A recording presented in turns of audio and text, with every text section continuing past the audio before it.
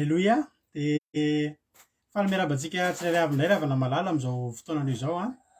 Tratrantso eto indray amin'izao anatin'izao fandarantsika vavaka fiambenana zay rano amin'ny fandarana andramoka izao a, ny akiradio a, ny mpikambana anatin'ny vavaka fiambenana ary ny gropy izay maresy izay miaraka aminay isan'andro a manototosan'izao zao fandarana izao. De fiadanany tompony eo amintsika tsirairay avy a. Faly be mihitsy mihaona aminao ary manona fiadanany tompo amintsika rehetra izay tratrantso. Raha androany no vao tonga eto dia ara-baina manokana ianao a, ary faly be zay mahita anao a. De ny apatra dia hoe maharetatra amin'ny farany fa eo amin'ny adiny iray sasany eo tsika niaraka mahery kely a, dia araka ifampahery a amin'ny alalan'ny hira, tenin'Andriamanitra, amin'ny alalan'ny vavaka. Ka za matoky, alleloia, fa mialohan'ny hatorianao dia ampahiranao ity fandarana ity a. Ampahiranao amin'ny alalan'izao fandarana izao anie a ny fanahy masina. Dia Jesosy ikasika ny tsirairay avy izay tokantrano isan-batan'olona izay mampandrosa an'izao fandarana izao ka dia misaotra anao a. Dia amboary tsara ary ny seza fa ifampahery tsika. Dia raha ohatra ianao vao androany vao tonga eto dia atao ohatry ny hoe izay ianao vao tonga eto e. Atao ohatry ny efa paketo azafady. Atao ohatry ny efa paketo ianao aza mihafahafa. Mandray anjara anatin'ny commentaire, mandray anjara miresadresaka fa eto tsisy avy tsika eto fa ray ihany tsika eto a, ary atsika rehetra izao fandarana izao. Alleloia. Faly be zay mahita anareo. Dia toraka izany koa ianareo izay efa paketo. Ranabavy Marie-Jo niditra teto voalohany androany a. Dia tahiny tompo manokana anie Ranabavy Marie-Jo a, ny fiadanany tompo a ho aminao a sy ny ankohonanao a sy izay rehetra momba anao kasihan'Andriamanitra amin'ny fitahiana mahakyetrika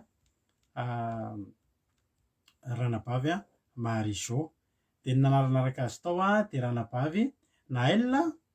Tahiny tompo ihany koa Ranabavy Naël dia Aimé Lovely, Razana Monika, Erika Raka, Rodine Andoandry, tahiny Jesosy a, Erika Mama Valtina, Preta Marie, Tsiry Amboara Miel, dia Angela Io, Soameva Mama Valtina, Kadaka, Yama, Anjasika Patitsy, Eliana, Yanabaviana, Tonga Soa Angela Io sy efa niteneko teo Marty Zanay, Lina Kadaka efa niteneko teo daholo.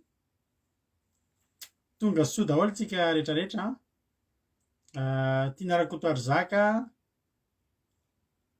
Anabavy Lina, Kodray Kamaradin'i Jesosy, Lantony Irina, Nambinitso, Noely Fanto.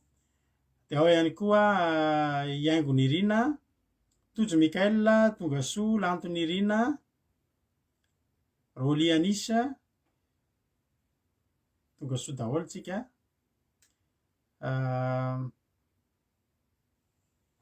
Itody Raony soa, Iaingony Irina, alleloia. Dia ao ihany koa i Fity, tahiny Jesosy tsika rehetrarehetra. Faly be mahita anareo ary matoky sy mino fa ampahiranareo ny fandarana izay rahantsika eto androany. Dia maharetatra amin'ny farany. Androany moa tsika tsy nisy tsika maly a, tsy nisy fandarantsika maly noho ny antony noho ny antony izay tsy azo nanoharana. Dia faly indray aloha tsika efa mihaona eto androany. Alleloia. Dia tsy hiala maina eto tsika rehetrarehetra. Dia tahiny tompo ary tsika rehetra androany moa tsika araka amin'ny anabavitsika reheto avy ny ekipa. Ranabavy Kodray Kamaradin'i Jesosy nivavaka ho an'ny fanombohana. Dia ranabavitsika Fity kely no midina ny toro-teny amin'ny teny frantsay nanomboka tamin'ny lakamisy izy no tsy namidina. Izany hoe anankitelo izany no mpamintinana hoentsika eto androany, lakamisy zoma sy ny sabata. Dia ao ihany koa ranabavitsika Rodine nitondra tenin'Andriamanitra, ary ranabavy Nambinina Itsiry Amboaramiel nivavaka ho an'ny firenena.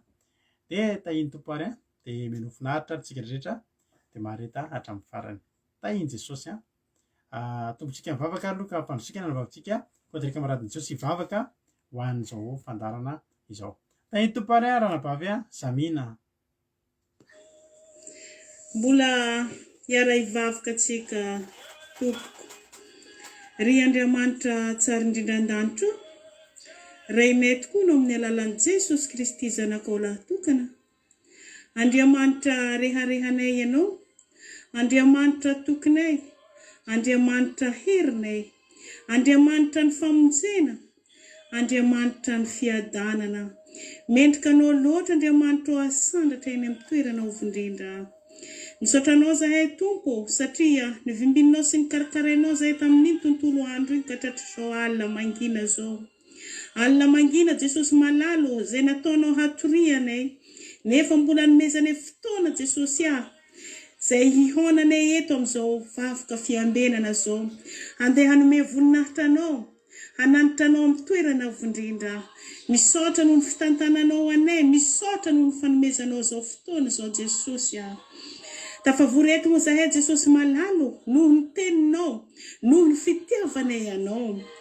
Ndreto zahay vonina hanokotra ny fo ampanahinay zahay Jesosy. Handray ny hafitra zay hoentiny mpanomponao eto. Jesosy malalo, ampidinao anatin'ny fonay ny fanahy masina. Mba tena hampitoetra ny teny zay hoentiny eto. Mba tena hifatoka ao am-ponay.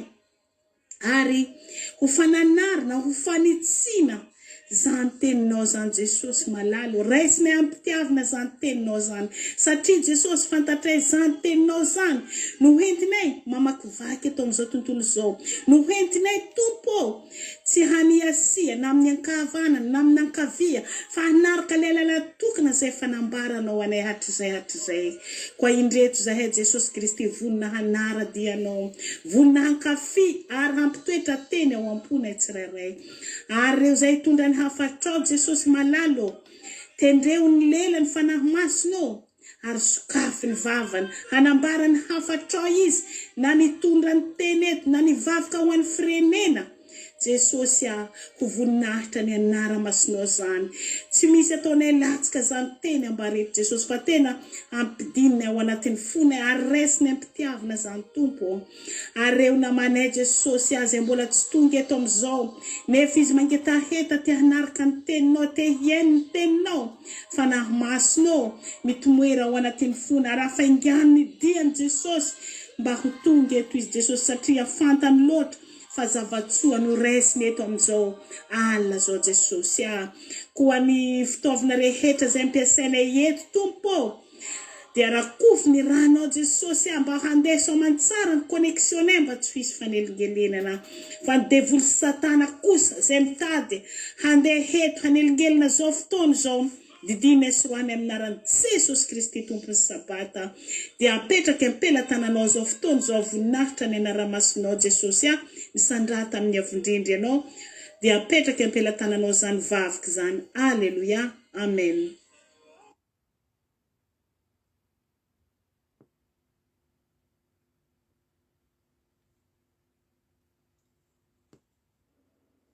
Bonsoir à toutes et à tous, frères et sœurs. C'est avec grand plaisir que je vous fais aujourd'hui le résumé en français du sermon du jeudi 9 décembre 2021, qui nous a été partagé par notre sœur Kadak. Le verset que nous allons lire se trouve dans Luc chapitre 17, versets 1 à 4. Luc chapitre 17, versets 1 à 4, au nom de Jésus. Jésus dit à ses disciples, « Il est impossible qu'il n'arrive pas des scandales, mais malheur à celui par qui ils arrivent. Il vaudrait mieux qu'on lui mît à son cou une pierre de moulin et qu'on le jetât à la mer que s'il scandalisait un de ses petits. Prenez garde à vous-même. Si ton frère a péché, reprends-le, et s'il se repent, pardonne-lui. Et s'il a péché contre toi 7 fois dans un jour et que 7 fois il revienne à toi, disant « Je me repens », tu lui pardonneras. Amen. Ce n'est pas parce que tu pardonnes à quelqu'un que ça veut dire que tu es vaincu par la personne. C'est vrai que c'est difficile de pardonner, mais si on demande de l'aide à Dieu, Dieu va nous donner son esprit pour nous aider à pardonner et on y arrivera. Jésus veut que quand on est dans des disputes, même si on a raison, on doit laisser l'autre parler. On doit se taire. Et c'est nous qui devons nous excuser auprès de la personne. Même si c'est toi qui as raison, tu dois laisser l'autre dire ce qu'il a à dire pour que l'amour puisse régner dans ta relation avec cette personne, dans ta famille, ta relation avec ta femme ou ton mari. Sœur Kadak, elle, pour éviter de répondre quand elle est dans une dispute avec quelqu'un, elle met de l'eau dans sa bouche pour éviter qu'elle ne parle. Si vous voulez éviter que les disputes que vous avez ne s'aggravent, prenez la faute et vous dites « Ah, désolé, c'est ma faute, c'est moi qui aurais dû faire ça, je n'aurais pas dû faire ci. » Ne dis pas de paroles blessantes non plus. Fais attention à ce que tu dis. Il faut toujours que, de toute façon, les disputes arrivent. Mais Jésus dit « Mais malheur à celui par qui ils arrivent. » Donc si tu sais que c'est à cause de toi que la dispute a commencé, repens-toi. Et si c'est à cause de l'autre, et que cette personne revient vers toi pour s'excuser, pardonne-lui sa faute. Nous avons la mauvaise habitude de garder la colère à l'intérieur de nous et d'avoir de la rancune et de toujours nous souvenir de la faute qu'une personne a faite, même si elle s'est excusée. Mais heureusement que Jésus n'est pas comme ça. Heureusement que Jésus n'essaie pas de se rappeler des péchés qu'on a commis contre lui, même si on s'est repenti. Rappelle-toi que les péchés que tu as commis contre Jésus, contre Dieu, sont beaucoup plus nombreux que ceux que les autres ont commis contre toi. Mais Dieu t'a pardonné. Donc si tu pardonnes les autres, Jésus lui aussi il va te pardonner. En plus, si tu gardes la colère à l'intérieur de toi, ça va devenir un fardeau que tu vas porter sur tes épaules et ça va t'empêcher d'avancer spirituellement, ça va empêcher que les bénédictions de Dieu n'arrivent à toi. Jésus il dit « Heureux ceux qui ont le cœur pur, car ils verront Dieu. » Donc si tu n'as pas le cœur pur, tu ne verras pas Dieu et donc tu n'avanceras pas spirituellement. Mais si tu pardonnes, ton fardeau s'enlèvera. Nous allons lire un autre verset dans Matthieu chapitre 18, versets 21 à 22. Matthieu chapitre 18, versets 21 à 22, au nom de Jésus. Alors Pierre s'approcha de lui et dit « Seigneur, combien de fois pardonnerai-je à mon frère lorsqu'il péchera contre moi? Sera-ce jusqu'à 7 fois ?»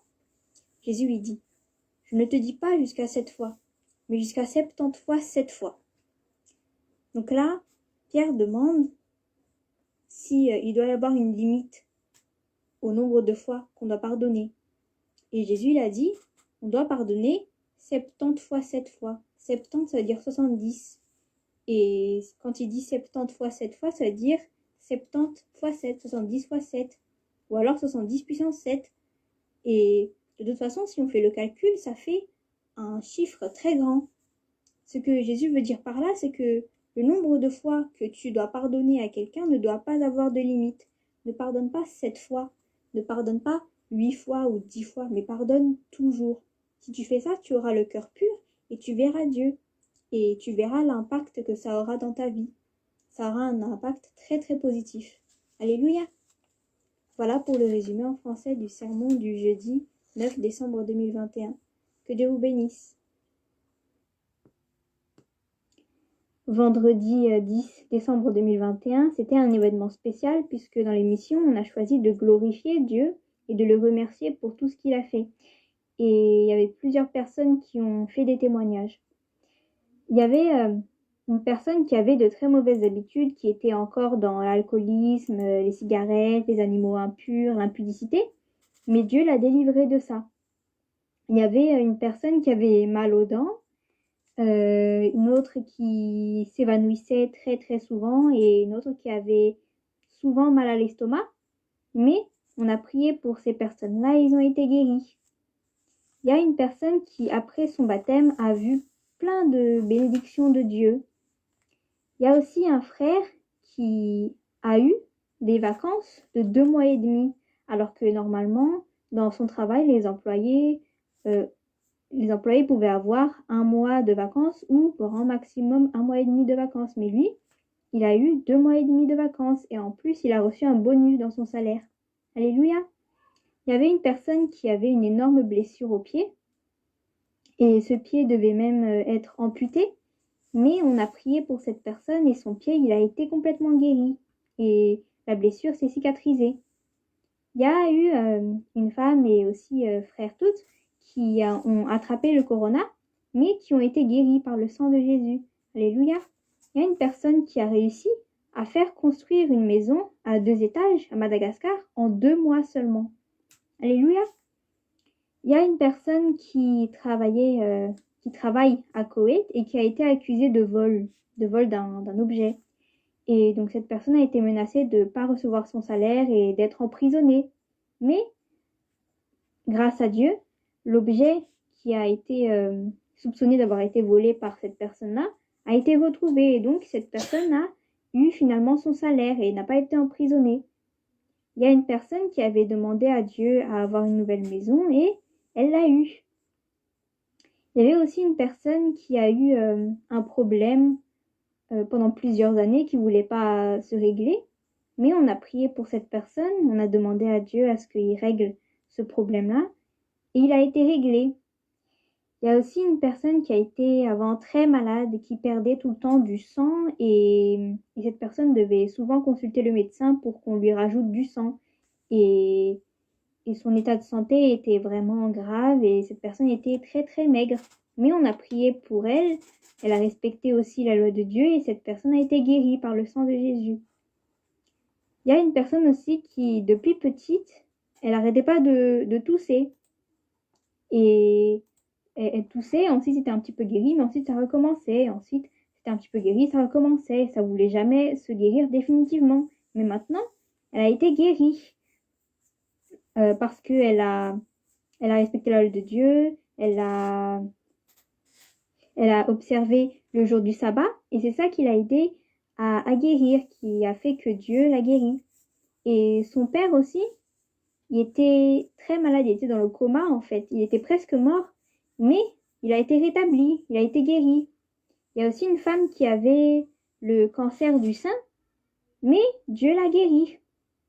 Et il y avait une personne qui devait aller au jugement, qui devait avoir un procès, mais ce procès s'est bien passé au final. Il y avait aussi une personne qui était très très faible, qui se déplaçait tout le temps en fauteuil roulant, parce qu'en fait dans son corps produisait souvent des cailloux. Et donc elle devait faire plusieurs opérations parce que son corps n'arrêtait pas de produire des cailloux. Mais malgré les opérations, son corps produisait encore des cailloux, mais elle a été guérie.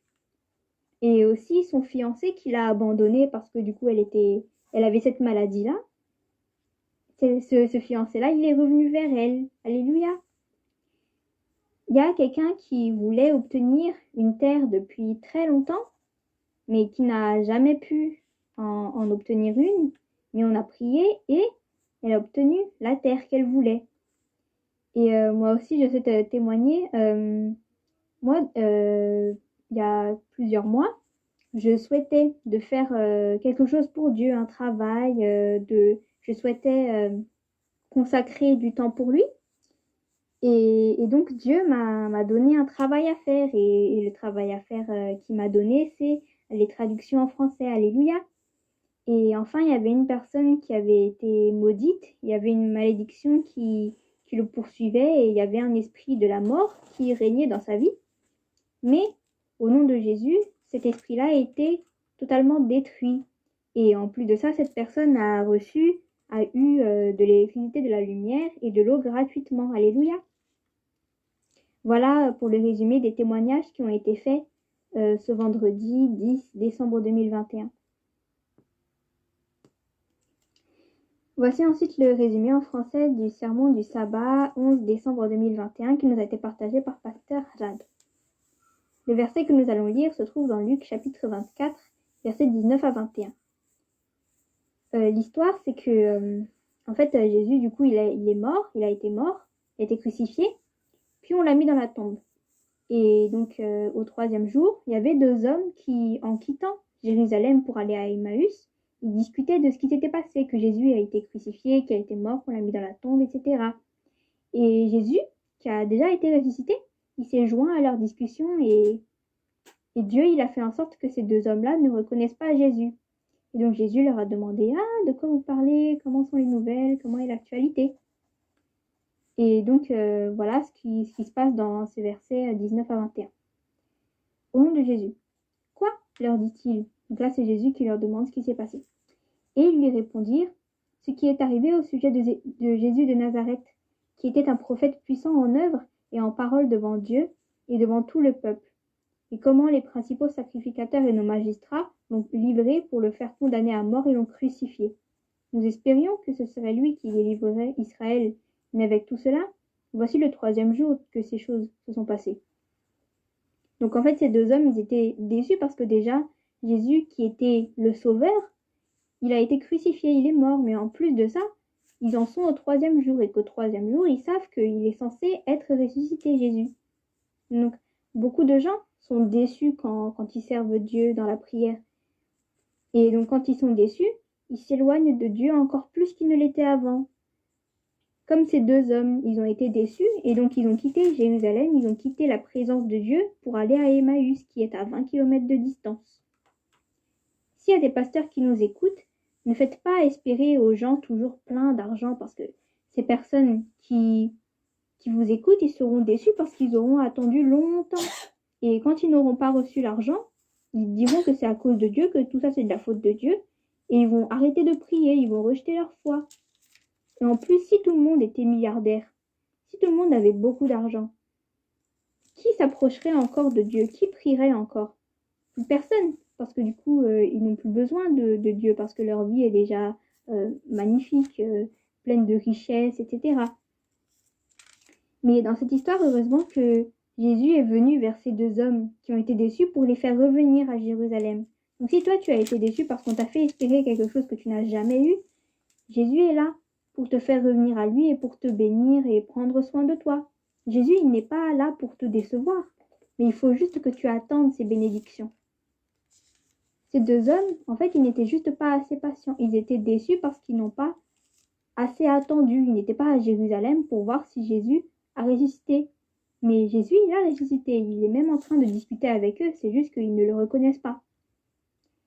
Dans le verset 28 de Luc chapitre 24, nous allons lire Luc chapitre 24, verset 28 au nom de Jésus. Lorsqu'ils furent près du village où ils allaient, il parut pouvoir aller plus loin. Mais ils le pressèrent en disant « Reste avec nous, car le soir approche, le jour est sur son déclin. » Et il entra pour rester avec eux. Pendant qu'il était à table avec eux, il prit le pain, et après avoir rendu grâce, il le rompit et le leur donna. Alors leurs yeux s'ouvrirent, et ils le reconnurent, mais il disparut de devant eux. Leur espoir a été ravivé parce que c'est là que leurs yeux se sont ouverts et qu'ils ont reconnu Jésus, et qu'ils ont su que Jésus, il a ressuscité. Donc Jésus ne te décevra pas. Il répondra à tes prières tôt ou tard, mais attends ses réponses et ne te plains pas surtout. Les enfants d'Israël, quand ils étaient dans le désert, ils n'arrêtaient pas de se plaindre. Ils disaient « Ah, nous on a soif, Jésus nous a fait sortir d'Égypte pour aller dans le désert et pour qu'on ait soif en fait, il veut juste qu'on meure de soif. » Mais Jésus en fait, Dieu plutôt, il avait prévu en fait de leur donner de l'eau. Il suffisait juste de frapper le rocher pour qu'il y ait de l'eau qui sorte. Mais les enfants d'Israël, quand ils ont eu l'eau que Dieu leur a donnée, ils étaient déjà pleins avant. Et du coup, c'est un peu une honte, on va dire. C'est comme quand, dans un couple, imaginons la femme, c'est le jour de son anniversaire. Et donc, chaque année, on lui donnait un cadeau le matin. Mais ensuite, quand, pour une fois, l'homme a voulu lui faire un cadeau, une surprise, et donc il lui a pas donné le cadeau tout de suite, la femme, elle a commencé à se plaindre. Elle a dit « Ah d'accord, il y a quelqu'un d'autre à qui vous donnez un cadeau alors, moi j'en ai pas reçu, bon, c'est pas grave, hein, il y en aura d'autres qui me donneront des cadeaux. » Mais en fait, quand l'homme au final lui aura donné le cadeau le soir, elle aura un peu honte de s'être déjà plaint. Donc toi aussi ne te plains pas avant de recevoir la réponse à ta prière. Jésus répondra à ta prière. Jésus te donnera ce que tu demanderas. Mais il faut juste que tu patientes sans te plaindre. Voilà pour le résumé en français du sermon du sabbat 11 décembre 2021. Que Dieu vous bénisse.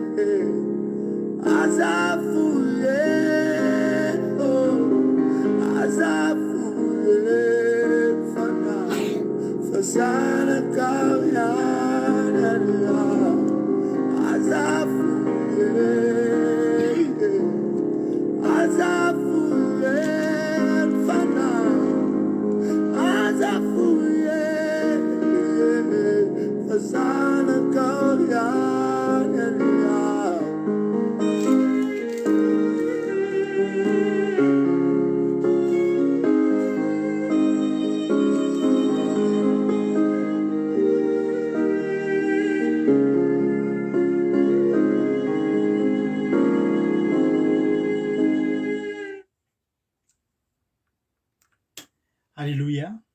Isaorantsika an'Andriamanitra izay any zavatra rehetrarehetra zany na ny vavaka fanomboana izay matsiro be miaraka amin'ny fekira mahafinaritra be andrana vavintsika zamina na ny famotinana izay nataony fitia dia misaotra indrindra misaotra anareo mirahavavy dia Andriamanitra ny amaly fitia anareo dia tahiny Jesosy Andriamanitra amaly fitia fa zava-dehibe ny asan'Andriamanitra izay ataonareo dia mankasitraka indrindra dia mitombozitra mitombo fahasoavana dia tongava amin'ny ambony indrindra. Alleloia.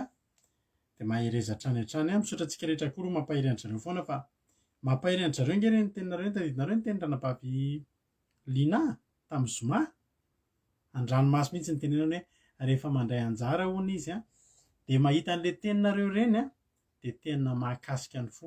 Dia izay mahatonga ana misaotra anareo foana fa reny fampaherezana ataonareo reny mahatonga anjareo androso be foana amin'ny fanaovana ireny asan'Andriamanitra tsy kely reny fa ngeza. Dia misaotra antsika rehetrarehetra dia tahin'ny tompo dia mahereza hatrany hatrany isika tsirairay avy. Hiditra amin'ny tenin'Andriamanitra avy hatrany ary tsika lavalava moa ny famotinana teo satria hatramin'ny lakamisy ny tsy nisy dia izay nahatonga ilay izy lavalava teo. Efa lasalasa ary ny fotoanantsika fa tonga dia hiditra amin'ny tenin'Andriamanitra avy hatrany tsika ka ny nanabavintsika Rodina nitondrantsika tenin'Andriamanitra androany dia andao ary tonga dia ampandrosoantsika avy hatrany izy. Dia ianao kosa maka toerana tsara dia rehefa vita ny toron-teniny dia velona tany mamelabelatra ny toron-teny. Alleloia. Koa dia maharetatra amin'ny farany dia tahin'ny tompo isika tsirairay avy ampandrosoantsika avy hatrany ary raha nabavintsika Rodina hitondra ny tenin'Andriamanitra. Alleluia.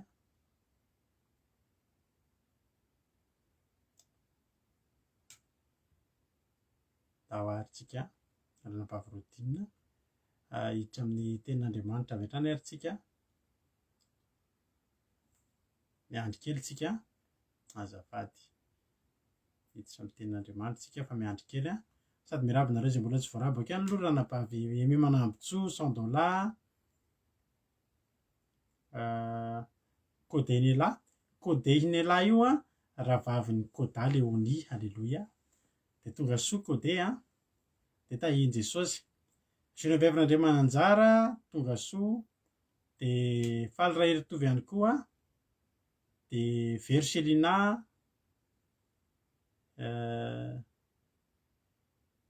Jonatana, Mami, Berta, Maniko, Misfit, tahiany Jesosy daholo isika rehetrarehetra. Alleluia.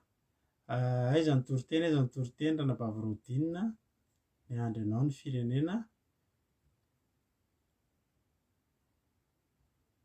Ratsiny kely amintsika aloha fa somary miraikitra angamba ny connexion kely. Alleluia. Dia mankasitraka.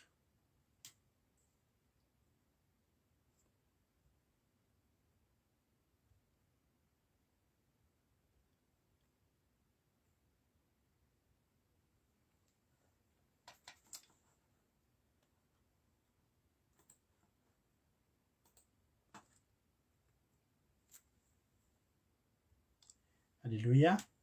Miandry ny ranam-bavitsika rodinitsika amin'ny tenin'Andriamanitra. Raha miandry kely tsika somary miadana kely ny connexion antsika ialana tsiny indrindra.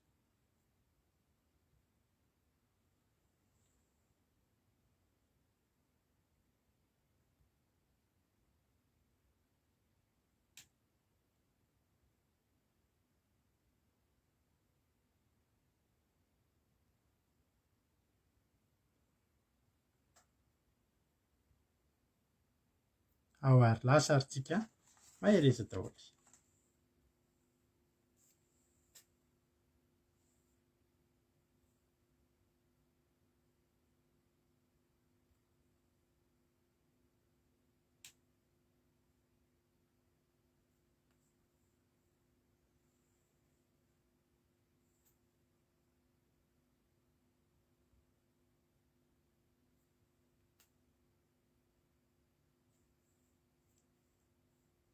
Misy olana kely ny connexion antsika fa miala tsiny miandry kely tsika azafady tompoko. Faly miarahaba ho an'ny pasteur ny tenako ary faly koa miarahaba ho antsika tsirairay avy mpanaraka zao fandaharana bafaka fiambinina izao. Dia fiadanan'i Jesosy hitoetra amin'ny tokantrano izay misy antsika anio izao. Dia ampifaliana sy ampitiavana hizarako ny tenin'Andriamanitra amintsika androany izao. Dia raisin'ny bebolontsika izay hitantsika any amin'ny Jaona 4:12, raisintsika amin'ny 7:20, dia faranantsika amin'ny 1:30. Jaona 4:12, raisintsika amin'ny 7:20 ka hatrany 1:30. Raha ny arana hita hivakintsika minaran'i Jesosy. Fiadanana no avelako anareo, ny fiadanako no omeko anareo. Tsy tahaka ny fanomezan'izao tontolo izao no fanomeko anareo aza malahelo na matahatra ny fonareo. Efa renareo fa izaho nilaza taminareo hoe andeha nefa ho avy aminareo indray. Raha tia ianareo dia ho faly satria mankany amin'ny ray aho fa ny ray dia lehibe noho izaho. Ary ankehitriny efa nilaza taminareo aho dia tsy mbola tonga izany mba hino anareo rehefa tonga.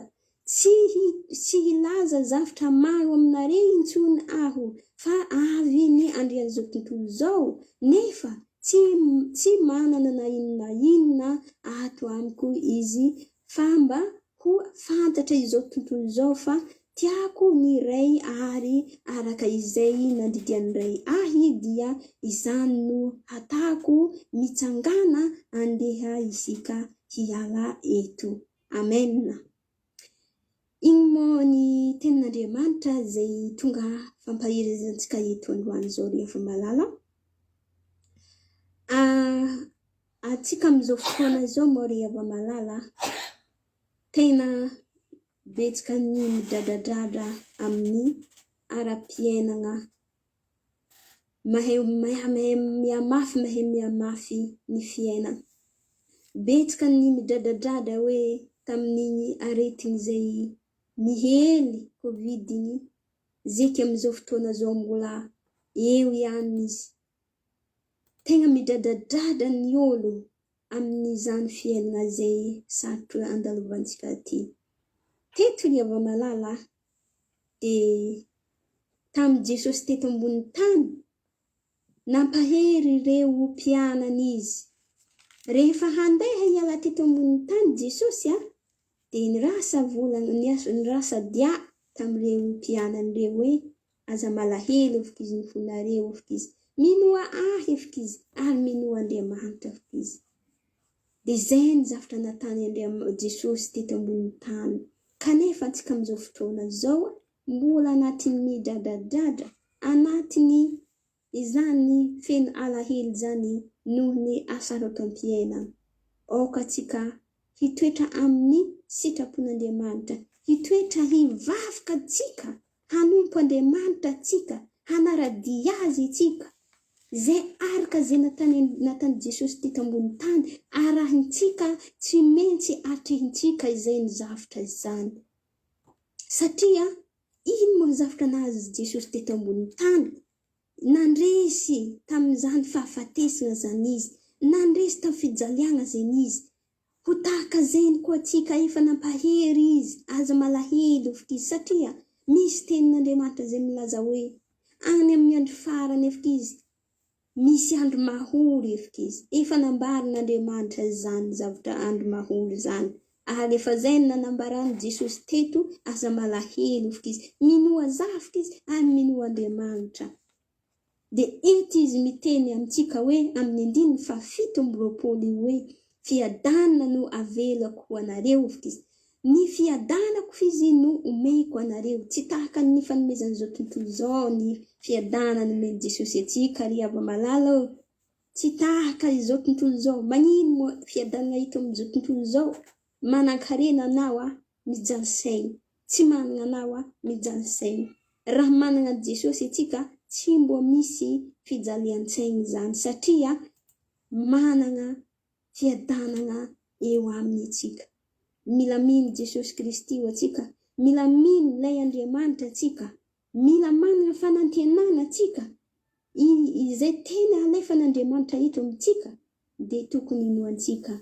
Maheza mifaly, maheza mitraka, maheza misaotra eo amin'ny zavatra rehetra. Satria Andriamanitra ny teny hoe tsy misy tsy tanteraka fa izy ny zavatra rehetra zay lazainy. Tsy maintsy tanteraka, efa tanteraka amintsika izany rehefa malala. Amin'izao fotoana izao misy fitiavan-karena, misy fitiavam-bola, misy ny tsy fitiavan'amana.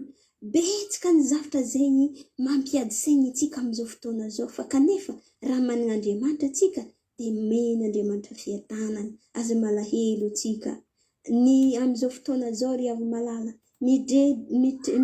tena midradradrada ny olo, fa ny retigny be tsy mety lasa tao. Indrindra atsika ivelany ety rehefa malala miteny hoe te hody atsika, te hody Madagasikara. Kanefa nagnino? Lalana tsy misokatra.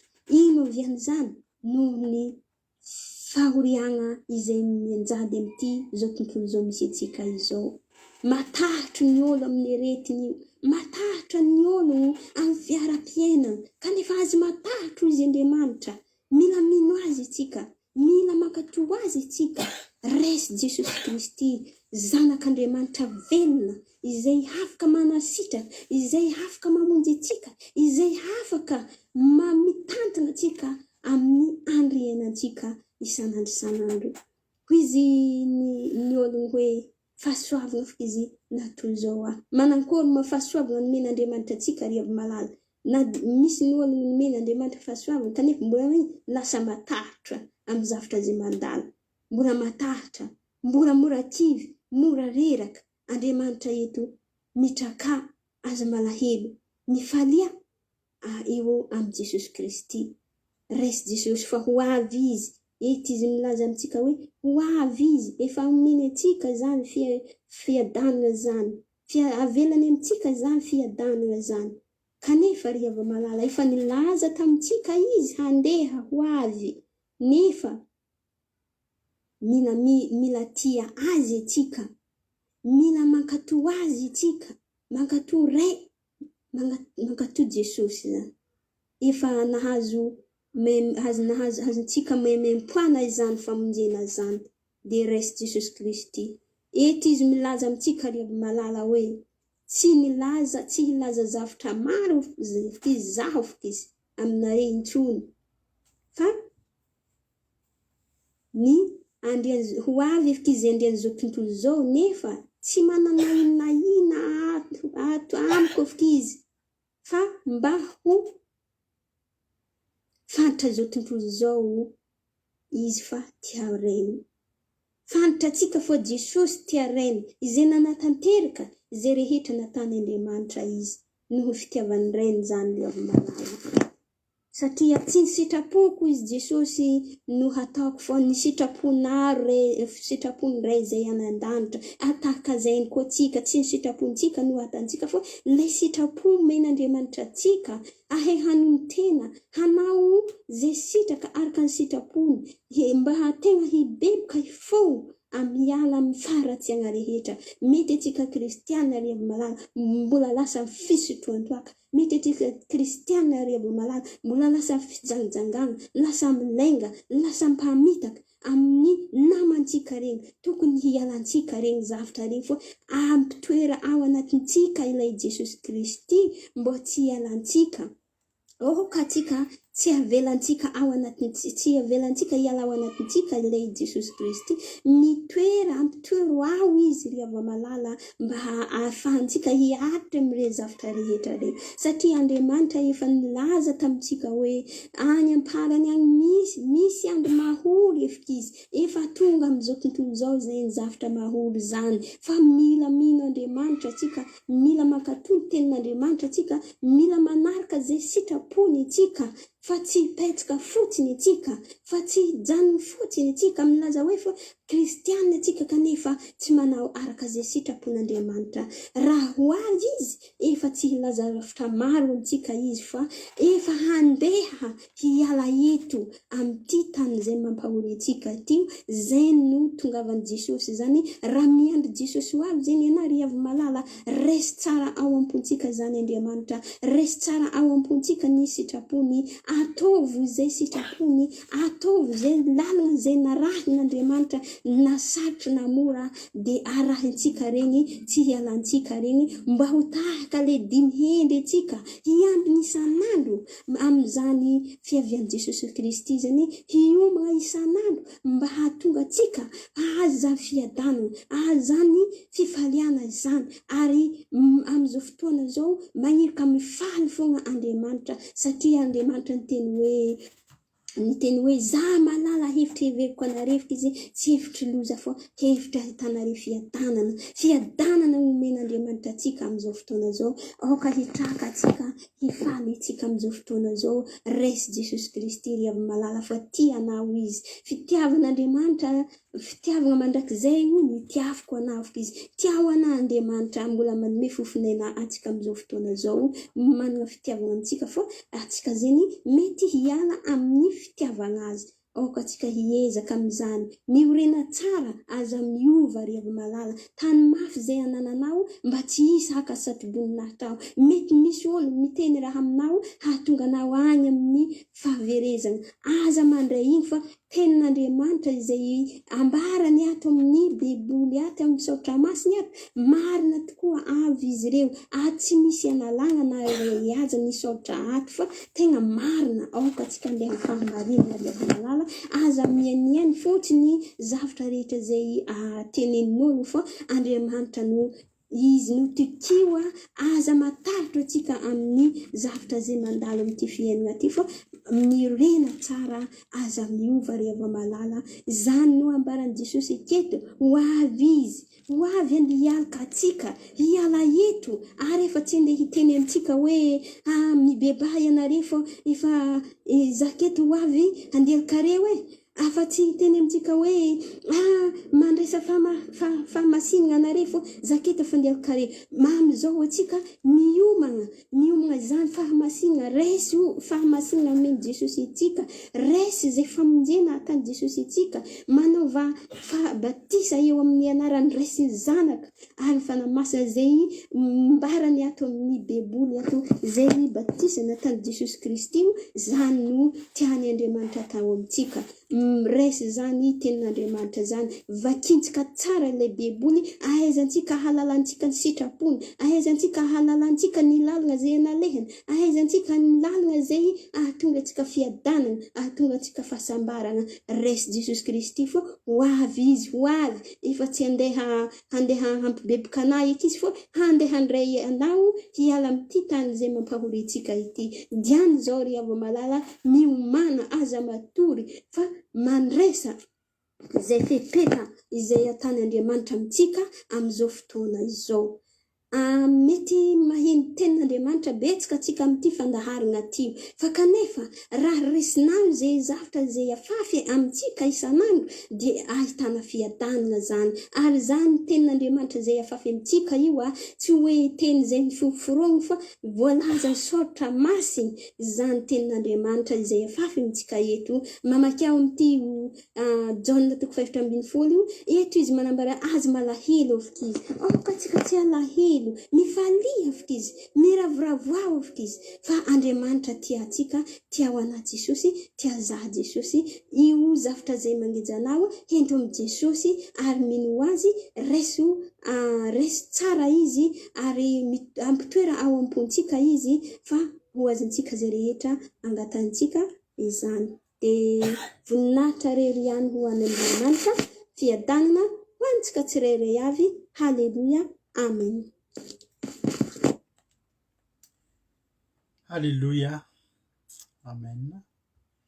Mankasitraka indrindra ny ranabavintsika Rodina tao anatin'izany toriteny tsy hitanareo mahafinaritra be kosa ve ilay toriteny metanetana tsara, ilay toriteny isaorantsika ranabavy Rodina ny amin'izany teny zany dia Andriamanitra manankiram-pahasoavana anay hamaly fitianao, ary matoky sy mino fa tsy ho avelan'Andriamanitra verivery maina, fa Andriamanitra hamaly, halleluja, hamaly soa izay asa vitanao nataonao teto tamin'ity androany ity.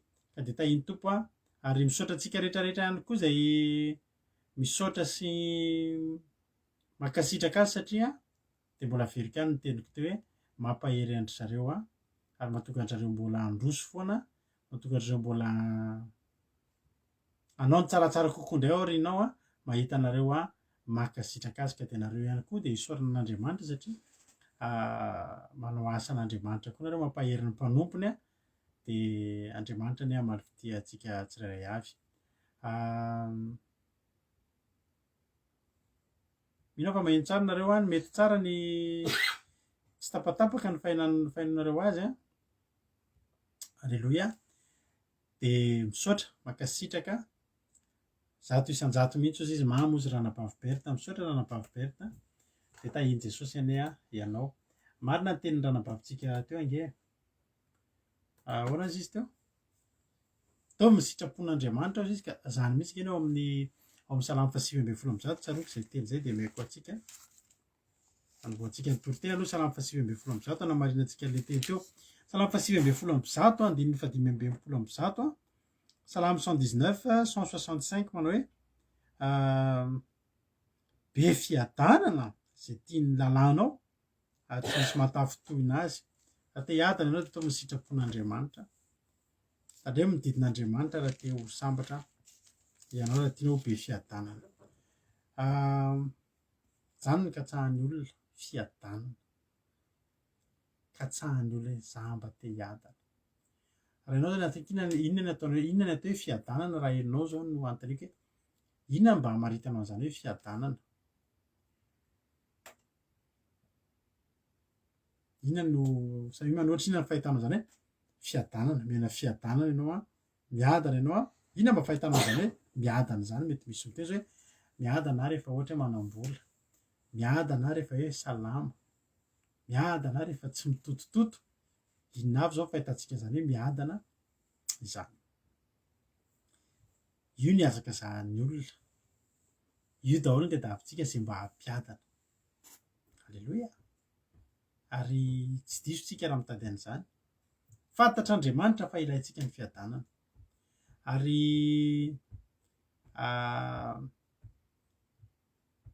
ny olona tsy manam-piadanana, hitanareo rehefa misy ny io zany amin'ny mampionina tsisy fanahiana, tsisy tahotra,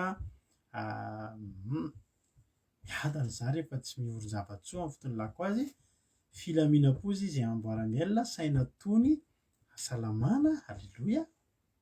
Izany zao, izany samy manana ny fandraisany. Ary tsisy diso ny zavatra fandraisanareo inona ny atao hoe fiadanana. Alleloia. Alleloia. Fa fantatr'Andriamanitra raha teo fa izany no ilayntsika. Miadana ao ny ranam-bavy-tiana, rakontary zaka rehefa mahavita ny adidiny. Alleloia. Izany zao. Ho an'ny olona mitotototo lava zao fiadanana izany, fitsarana, mba misy fitsarana mba mipetraka. Izany rehetrarehetra izany izy. Fantatr'Andriamanitra ny filantsika an'izany fiadanana izany. Ary Jesosy dia nanam-piadanana. Jesosy rehefa nanam-piadanana, nanoloana ny zavatra rehetra izay nolalovany, dia Jesosy nanam-piadanana, nanana fahatoniana, nanana fahatokiana, lamina tsara. N'inona zavatra nalehany eritreretinao fa Jesosy nandeha teo ambony ranomasina, safotofoto be. Fa Jesosy nandeha teo ambony ranomasina tamin'ny fiadanana. Alleloia. Ary izao ny zavatra niezahan'i Jesosy napetraka tamin'ny mpianatra. Niezaka Jesosy nampita tamin'ny mpianatra an'izany hoe fiadanana izany. Miadana tsy misy ahy izy daholo zao izany raha nampahaverika. Alleloia. Dia ny zavatra nahafinaritra rehefa andeha Jesosy dia tsy nitazoniny, tsy nentiny nanaraka azy ilay fiadanana, fa navelany tamin'ny mpianatra, navelany. Ary izaho androany te hiteny amintsika rehetrarehetra hoe misaotra an'Andriamanitra isika mpianatra Jesosy.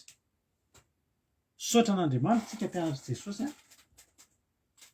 raha navelany tamintsika ny fiadanana.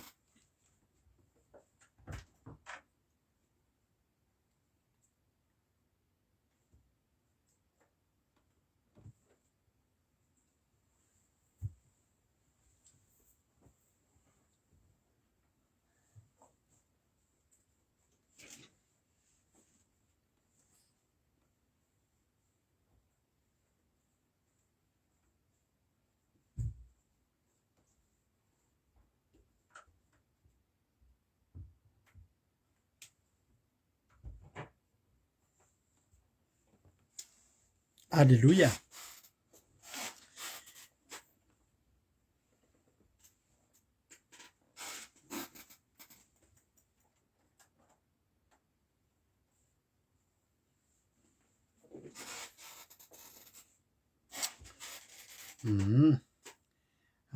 Samy manana ny teneniny tsika ato ozy izy raha nabavy izany efa niteny teo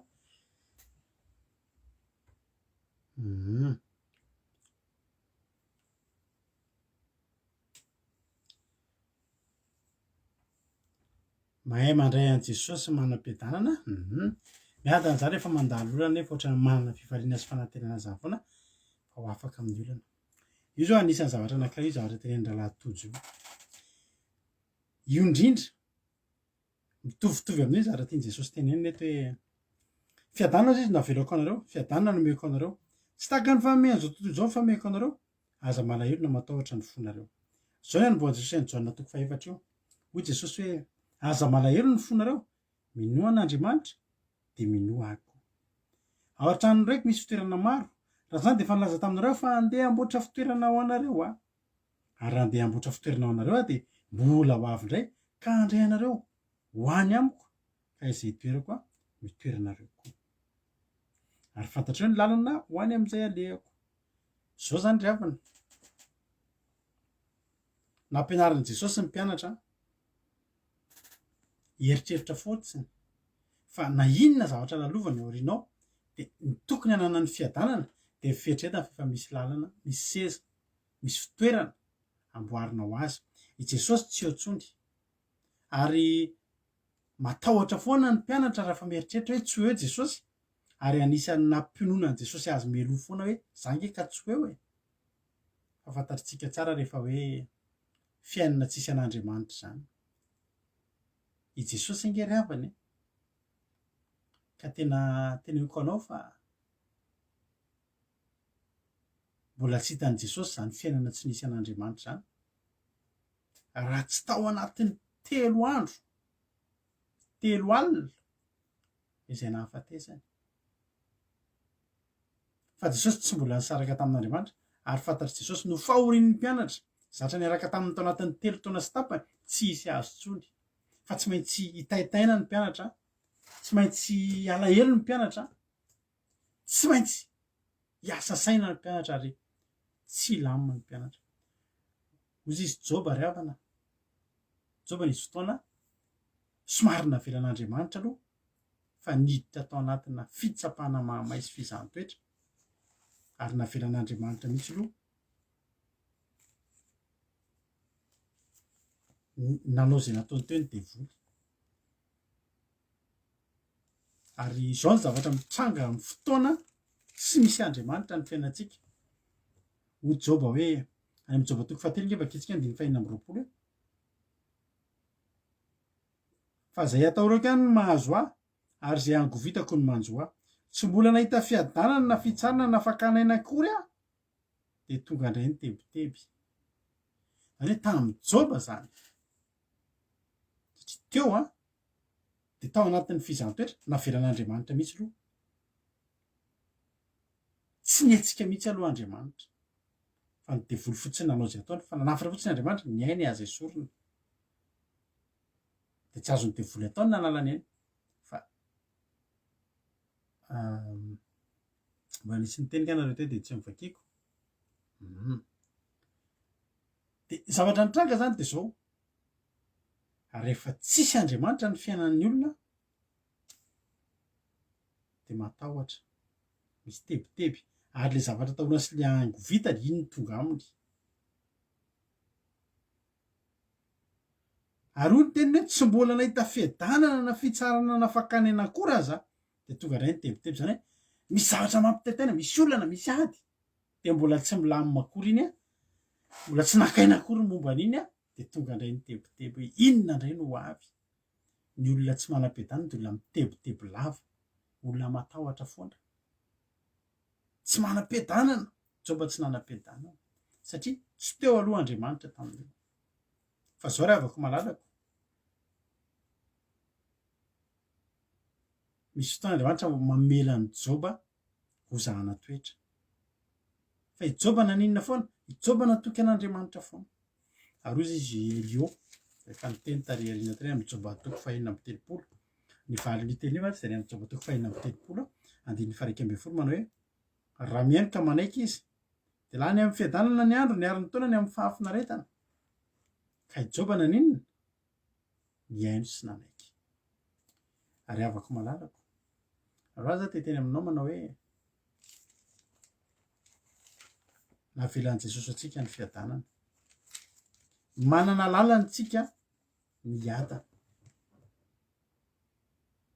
Ary ny zavatra mahafinaritra Jesosy rehefa manome ny fiadanana io dia fiadanana lalina be mihitsy. tsy taka ny famomehan'izao tontolo zao. Inona moa no miadana eny am'izao tontolo zao? Fotoana fohy, fiadanana kely mandalo sy miserana. Fa ny Jesosy tsy taka ny famomehan'izao tontolo zao, fa fiadanany Jesosy mihitsy. Ary natonga an' Jesosy ny teny hoe aza malahelo na matahotra ny fonareo, fa ny fiadanana nomeko anareo ampiapiala ny alahelo sy ny tahotra anatin'ny fonareo. Ny olona miadana zany, ryavana, ny olona nidiran'ny fiadanan'i Kristy de olona tsy matahotra ary olona tsy malahelo. Alleloia. Zandro any tena maniry isika rehetrarehetra reto handray ny fiadanan'i Kristy. Rehefa ny fiadanana le avy amin'i Jesosy ny tonga ao amintsika de reo ny voafafa, sady tsy malahelo tsika no tsy matahotra ny fotsika. Betsaka amintsika mbola malahelo, feno alahelo ny fiainantsika, feno tahotra ny fiainantsika, matahotra tsika daholo ny zavatra rehetrarehetra. Vo mihetsika kely misy mihetsika de matahotra. Mbola tsy manana fiadanana, mety manana fiadanana any ianao fa mbola tsy niraisinao le tena fiadanan'i Kristy. Ny fiadanan'i Kristy tsy taka ny fanomehan'izao tontolo zao. Ny fiadanan'i Kristy rehefa midina de sady tsy mahatonga tahotra, tsy mahatonga alahelo ao anatinao, tonga ianao de milamina. Rehefa fiadanan'i Kristy tonga ao anatin'ny olona iray, ryavana, de olona io faly foana izy, manana toko foana izy, de tsy mba vesarana alahelo zany izy. Ary ny hoaviny, ny zavatra lasany tsy mampalahelo azy, ary ny hoaviny tsy mba mampatahotra azy. Aza manao tahaka ny Job ianao hoe za Andriamanitra tena mampatahotra daholo ny zavatra rehetrarehetra hoaviko. Ekena fa misy fotoantsika mitrangan'ny zavatra ny fiainantsika. Aza mieritreritra ianao fa nisy zavatra nitranga ny fiainanao de ho iny foana ny zavatra iainanao. Misy amintsika tratrana hoe ny zavatra nidona taminao, ny zavatra tsy nahomby nataonao tany aloha, de iny foana ny anatin'ny sainao, de tsy afaka manao ninina intsony fa de iny foana amin'izay ny eritreretinao hitranga amin'ny fiainanao. Tsy ryavana. Androany Jesosy te hametraka fiadanana lalina be ny anatinao, any anatintsika tsirairay avy. Matahotra ny mpianatra vao nahita an'i Jesosy hoe efa maty nefa io fa hita indray, zao ny tenin'i Jesosy, fiadanana. Fa miarahaba olona ianao de ataovy an'izany hoe fiadanana. Shalom no dikan'izany, fiadanana. Mba hanam-piadanana, mba sady tsy hatahotra ny tsy alahelo. Efa renareo hozy izy Jesosy fa izany laza taminareo hoe andeha, nefa ho avy aminareo indray. Raha tia nareo de ho faly, satria mankany amin'ny ray fa ny ray lehibe noho izany. Niteny Jesosy hoe na tsy eo intsony aza de manana fifaliana. Manana fifaliana, fa za tsy ho eo inge mbola hiverina. Ary ny mpianatra tsy nieritreritra hoe naveran'i Jesosy rery, fa tonga de vao niakatra Jesosy de ny zavatra nataon'ny mpianatra ny andro ny fanahy masina de nandeha niasa, nanao izay hatongavany any amin'le toerana izay namboarin'i Jesosy. Androany za tena teteny aminao hoe betsaka amintsika eto ny olona mivavaka mbola tsy manam-piadanana. Manam-piadanana zany mipetraka tsara. Misy efa tantarako anao le zazakely nandeha avion, de tena nikorotana teny ambony avion, tena ny vilivily. Vilavila ny avion eny ambony eny, koropaka daholo ny olona. Petaka ny ceinture, tomany, mivavaka, ny sasany efa manao video faraparany tsy fantatra intsony hoe enjera ity.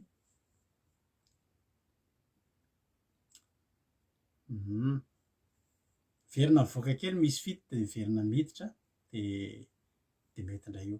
Alleloia. Koropaka daholo ny olona, afa-tsy zazakely anankiray. Ankizy vavikely anankiray eo amin'ny 9 taona eo, izy tsy taitra, petraka jereo fotsiny ny olona. mbola milalao kely any saribakoliny mihitsy ary izy gaga ny olona hoe ianao ve izy tsy matahotra tsy hitanao ve izy re olona efa mikorapako reo fa ho fatitsika enjera ny roplanina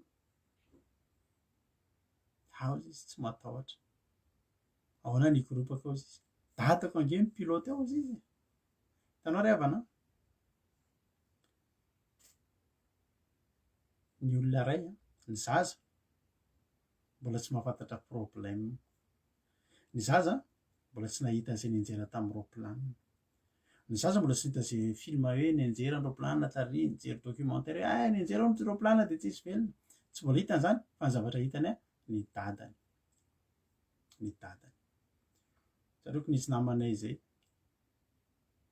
nanao accident mivadibadika tôbila sady mivadibadika tôbila mikikika be izy sauveny atao hoe accident sauveny atao hoe accident io mbola tsy hitany nanao accident teo amin'ny fiainana ry havana io zazy io mbola ny ray nitondra roplanina foana ny hitany teo rehefa zatra mpandeha amin'ny dadany izy misy fotoana eny ambony eny betsika ny roplanina fa ny zavatra fantany mbola tonga foana aloha alleloia ary nametraka toky tao anatiny misy fotoana io mihetsiketsika fa mbola tonga foana zay dadako angeo izy nitondreo alleloia reo olo reo zay vao nandeha tamin'io dadany io ary nietsika ny roplanina amin'ny fotoanytsika ry havako malalako raha mbola tsy zatra miaraka amin'Andriamanitra tsika dia mitebiteby foana tsika aloha mitebiteby fa ny olona afaka anam-piadanana dia mila mahafantatra an'Andriamanitra izy aloha alleloia ny mpianatra niaraka tamin'i Jesosy mahafantatra an'i Jesosy voalohany indrindra ny mpianatra nahita an'i Jesosy fantatry ny mpianatra hatramin'izay fa tony na manoloana inona ny alavany ny demoniaka efa mifatorany olona Jesosy tony miteny hoe firinareo ny ao alleloia betsaka ny zavatra ao anaty mariazy zany hoe fahafahambaraka tsisy tsony ny divay tony be Jesosy feno ranony siny alleloia kalma fotsiny tsika alleloia ry havana tsy hanam-piadanana mihitsy ianao raha tsy fantatrao aloha ilay Jesosy mizara fiadanana aminao ary ny fiadanana ry havana azo ny fiadanam-miaraka amin'Andriamanitra azo ao anatin'ny fiarahana amin'Andriamanitra raha voandroany ianao teneny fiadanana ny eo aminao mbola tsy fantatra akory izy moa Andriamanitra tsy niezaka nalala an'Andriamanitra ianao dia tsy hatoky ianao ka ny fiadanana ange fahatokiana ary ny fiadanana dia zao misy zavatra telo ao amintsika vatana saina fanahy dia ireo mifanaraka ny atao hoe fiadanana ihany koa ny atao hoe fiadanana mantsy amin'ny teny frantsay dia la paix ka ny la paix dia ireo en paix zany hoe miaraka tsara miray hina miray saina miray fo miray fanahy ny aminao manontolo misy fotoana ny sainao matoky fa ny fonao tsy mino ny fonao matahotra ny vatanao mangovotra fa androany ampiarao angatao amin'Andriamanitra hiaraka tsara hifanaraka tsara ireo hanana fiadanana ry havana fantaro Andriamanitra iza moa Jesosy ilay miteny aminao hoe fiadanako ny avelako anareo ny tsy fahafantarantsika an'Andriamanitra dia mitondra tahotra any anatintsika ary rehefa manao zavatra Andriamanitra Jeremia 7:20 vakiny tenenina anabavintsika teo na tsy nivakiny ary Jeremia 7:20 nge vakintsika 9:1 ny ten'Andriamanitra hoe za malala ny hevitra heverako anareo Jehova dia hevitra tonga fiadanana fa tsy loza mba hanome anareo fanantenana ny amin'ny farany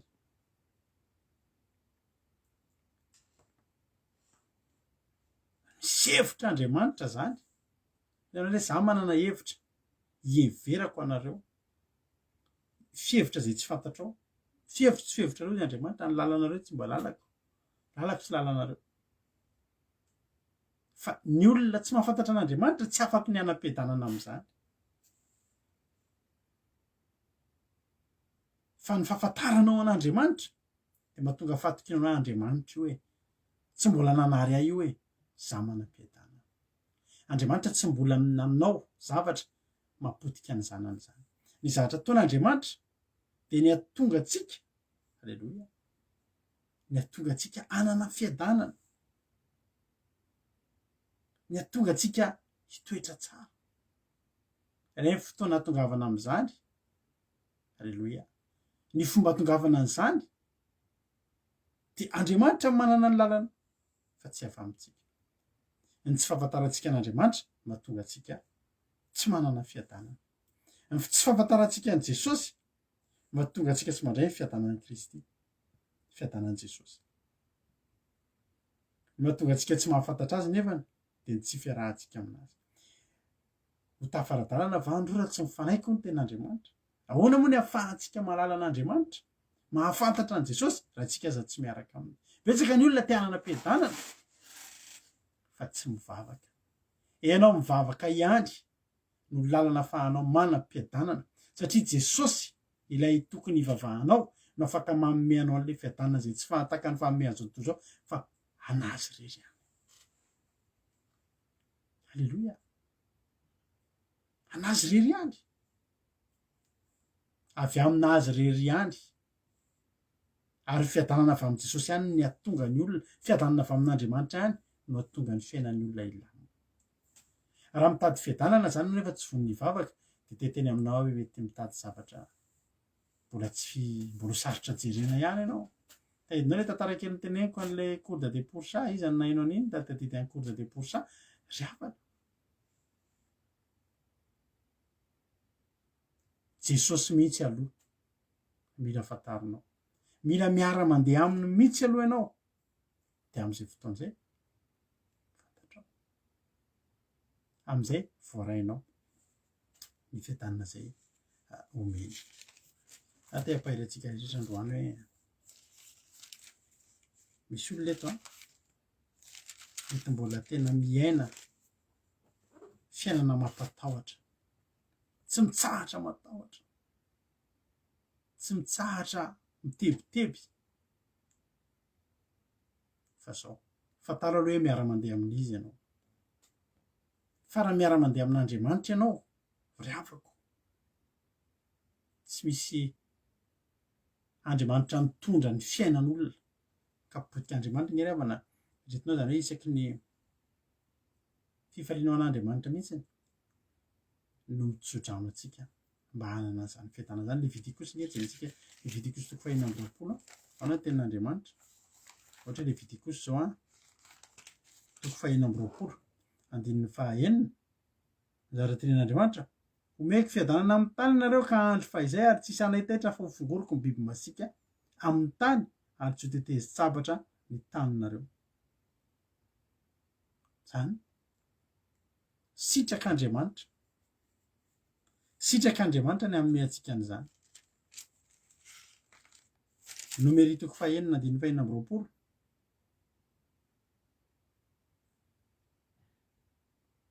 ty tsodrano fanaon'ny mpisorony ty mety efa henonareo foana angamba ty teny ty. Nomery toko 5:20 tsofa rano amin'ity ny ankonanao rehefa andeha hivoaka ny trano, manao hoe: hitanao anie Jehovah ka hiaro anao, mpamirapiratra ny tavany aminao anie Jehovah ka hamindra fo aminao, hanandratra ny tavany aminao anie Jehovah ka hanome anao fiadanana. Aleloia. Sitrak'Andriamanitra ny hanome antsika an'izany.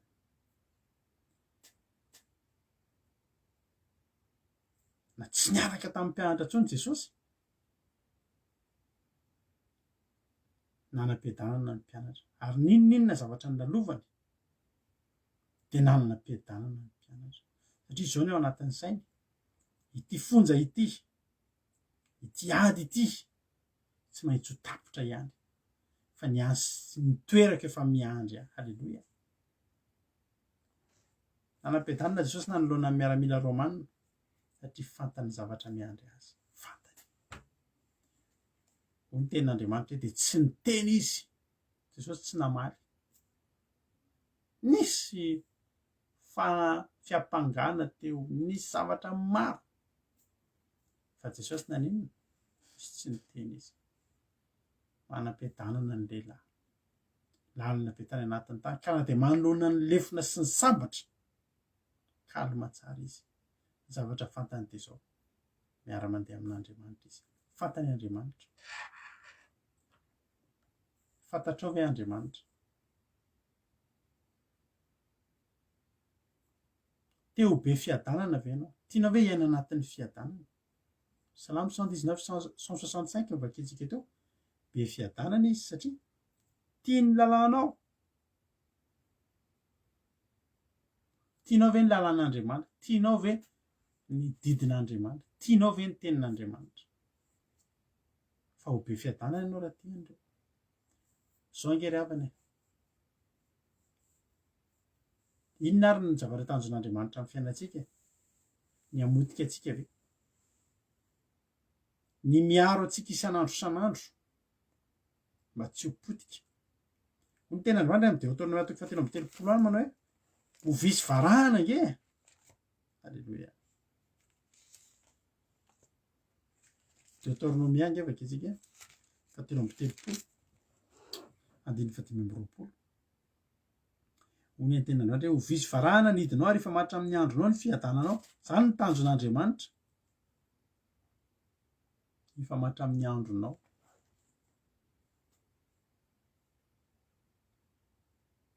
misy fotoantsika mandalo ady dia mitebiteby sy mitaitaintsika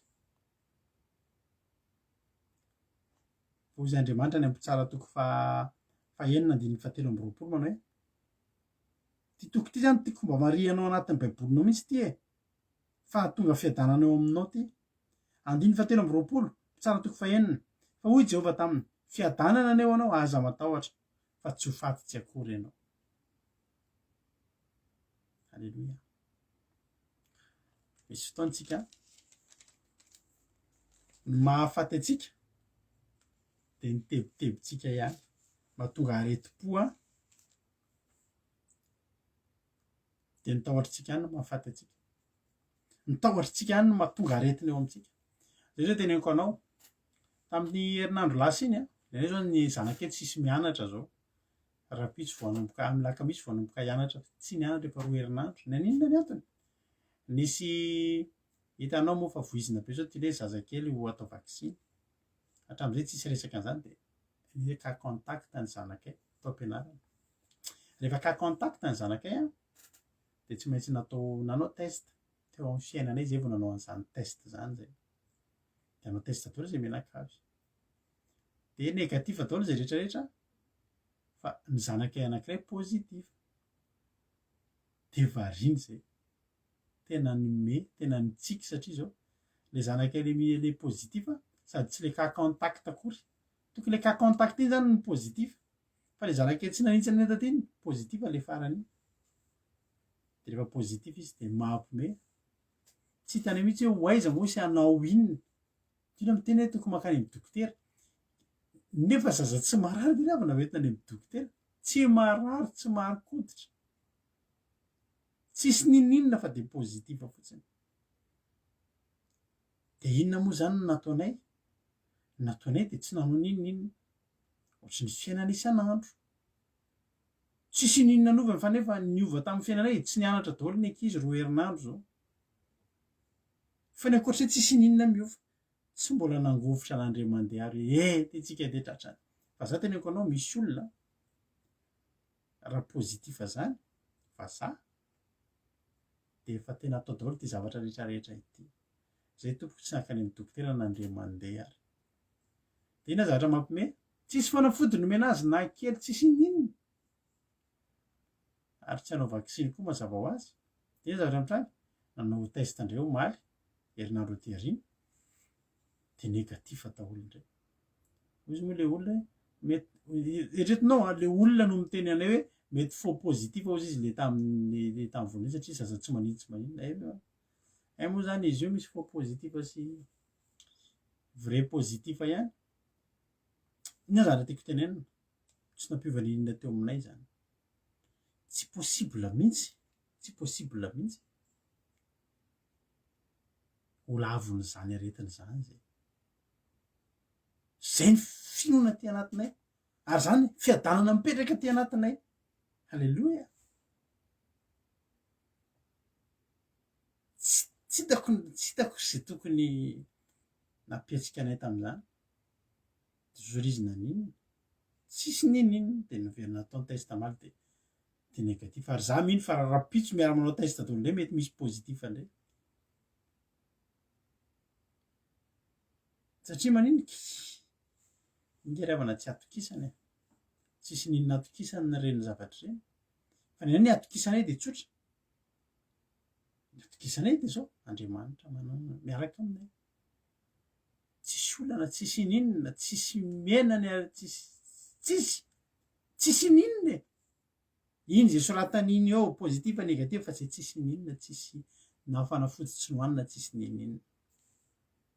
Petraka tsara anatin'ny fo, tsika tsy maninona zany. Halleloia. Fiadanana ny tanjon'Andriamanitra. Ninona zavatra mitranga eo amin'ny fiainantsika de fiadanana ny tian'Andriamanitra. Halleloia.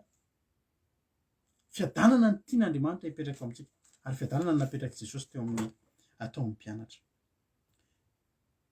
Aza mikoropaka, aza manana tahotra, fa Andriamanitra miara-mandeha aminao fa tsy olombelona. Ataovy izay hahatonga anao hahalala an'Andriamanitra, fa voafantatra ao Andriamanitra, misy fiadanana miditra anao, miala any aminao, miala elo sy ny tahotra, miara anatin'ny fonao amin'ny fotoana tafiditra anatinao ny fiadanan'i Kristy. Raiso zany androany, tsy vidim-boly zany. Tenenao indray ny Jesosy avidinao ato anatiko zany fiadanana tena avy aminao zany. Hoe misy olona resaka tamiko vo eo hoe zaho izy tena mafy be mihitsy ny fiainana. Zaho izy tena lasa marary fo mihitsy amin'le fiainana. Mbola resaka amin'ny zareo vo de teneniko hoe aza manaiky marary fo amin'ny fiainana zany fa fiainana io efa io. Raiso Jesosy ndao hivavaka ao Matiasy, ndao hivavaka. Ty fiainana ty ngeravana ka mankarary fo e. Raha tsy tafiditra melo ao amintsika aloha ny fiadanan'i Kristy. Rehefa tafiditra ao ny fiadanan'i Kristy de fantatritsika, fantatry ny mpianatra fa Jesosy efa niteny aza malelo ny fonareo minoa an'Andriamanitra de minoa akoa ampy zay. Minoa an'Andriamanitra de minoa an' Jesosy de ampy anao zay. De mitoetra anatinao ny fiadanana. Fa Jesosy tsy lasa lavitra fa mbola hiverina. Ary nandehany fotsiny izy amboatra fitoerana ho an'ny mpianatra. Ary zay de efa mahatonga fiadanana ho an'ny mpianatra hoe za efa miandry anahy ny toerako. Ninona midona, ninona mitranga, efa aniny. Halleloia. Efa aniny ny toerako. Zao ry havana, ninona zavatra lalovanao amin'izao fotoana izao?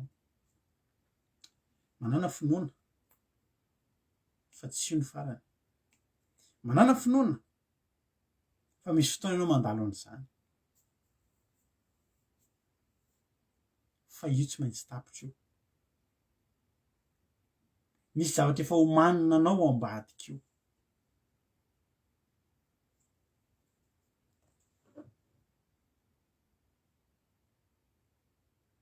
Ankehitriny izy Jesosy de efa laza taminareo de ny mbola tsy tonga izany mba hinonareo rehefa tonga. Tsy laza zavatra maro aminareo intsony fa amin'ny andrinan'izao tontolo izao nefa tsy manana ninona atao amiko izy. Ny tiany Jesosy teneneo de zao manao hoe Jesosy ngeravana raha nilaza zavatra maro be tamin'ny mpianatra le tena nihitsana ihany ny fon'ny mpianatra. Ny zavatra tiany Jesosy tenenina de zao. Betsaka ny zavatra azon'i Jesosy tenenina. Isy an'izao zavatra hoe tranga. Nareo io isy aminareo andeha higatra, andeha ho asiana blokazo. Misy aminareo na fantatry Jesosy daholo zany. Fa zao ny zavatra tenen'i Jesosy. Zao tsy tena zavatra be dia be aminareo Ninona zavatra ataon'ny devoly. Tsy misy idirako reny tsisy ifandraisany amiko reny Devoly zany afaka manao zay ataony fa tsisy idirany amiko reny izy Jesosy. Za momba anareo foana. De tsy nitenen'i Jesosy tokoa ny zavatra ho avy rehetrarehetra. Raha tsy zany teo amin'ny mpianatra de mety efa kivy. Be dia be zavatra tsy nitenenina antsika. Jesosy zavatra mitranga amintsika io. Betsaka zavatra ny zavatra mitranga am'izao fotoana zao e. Betsaka ny zavatra mbola hoatrehantsika ireo fa tsy nitenenina antsika zany fa ataovy ampy antsika fotsiny fa misy fiadanan'i Kristy ao anatintsika fa napetraka ato anatintsika. Tony tsara, kalma tsara, ataovy ampy antsika fotsiny ny zavatra napetraky Jesosy.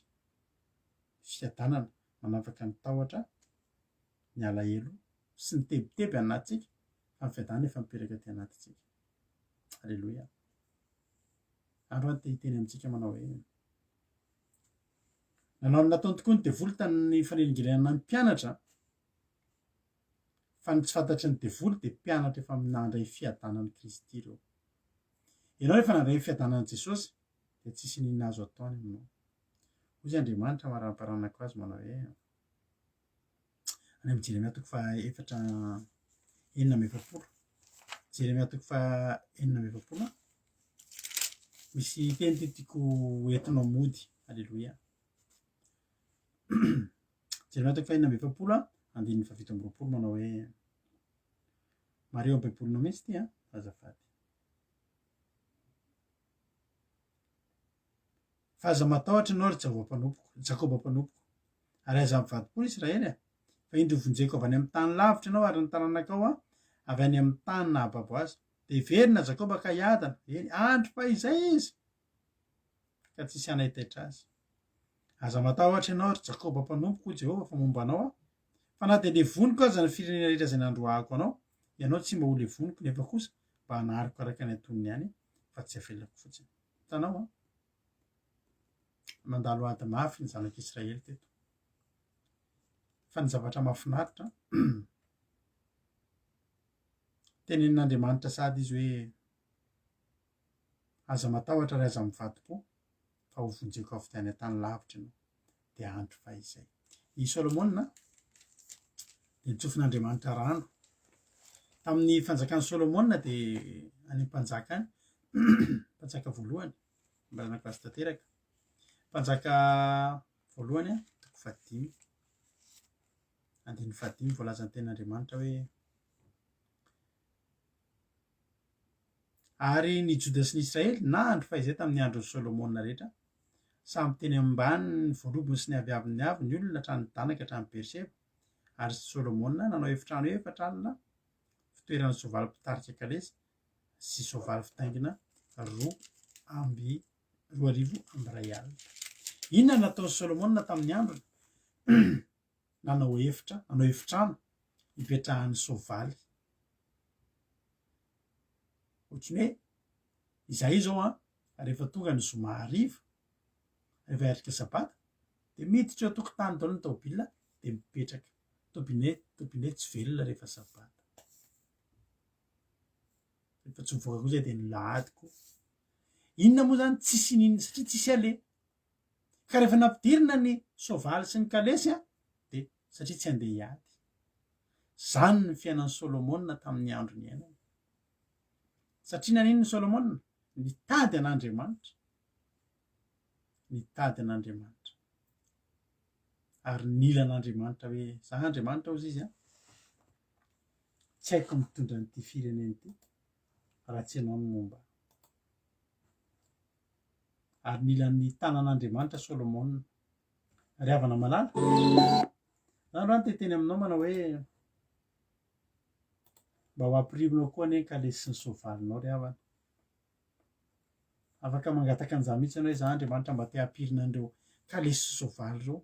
Efitrano hipetrahan'ireo no ataoko fa ireo tsy voaka hiady fa mba fiadanana ny andaniko ny androko. Raiso Jesosy raiso ny filazantsara. Ary hoy Jesosy ny teny tamin'ny mpianatra hoe mitsangana andesika hiala eto. Alleloia. Za koa tenanao androany mitsangana dia andao hiala eto. Hiala iza moa? Eo amin'ny toerana misy anao io, toerana mbola tsy misy Andriamanitra. Raha mbola fiainana izao tontolo izao ny ataonao, raha mbola tsy mitoetra eo aminao ny fanahin'Andriamanitra dia tsy manam-piadanana ianao. Raha mbola tsy miara-mandeha aminao Andriamanitra dia tsy hanam-piadanana ianao. Andao hitsangana, andao hiala ndao antsika hialy eto a esory eo am'ity zao tontolo zao ty ny fonao sy ny sainao a fandaontsika tena hiara-mandeha amin'Andriamanitra. Antsika hiara-mandeha amin'Andriamanitra de Jesosy ametraka ao anatinao le fiadanana lay tena lalina le atonga anao tsy hanatahotra sy tsy hanana alahelo ary tsy hanana tebiteby araka ny tendrena bavirodinina teo. Mila miaina tsara ianao, mila miaina anaty fifaliana ianao zanak'Andriamanitra. Raiso ny fiadanan'i Kristy a de tsofirano koa ny eo akaikinao a, tsofirano ny eo tokantrano anatin'ity ramaranantsika ny fotoana ity hoe fiadanana ny eo aminao hoe a de ampahirezo ny vadinao, ampahirezo ny zanakao, tsofirano za koa mitsotra amin'ny rehetrarehetra fiadanan'i Kristy any a ho amintsika tsirairay avy a de mahireza raiso ny fiadanana.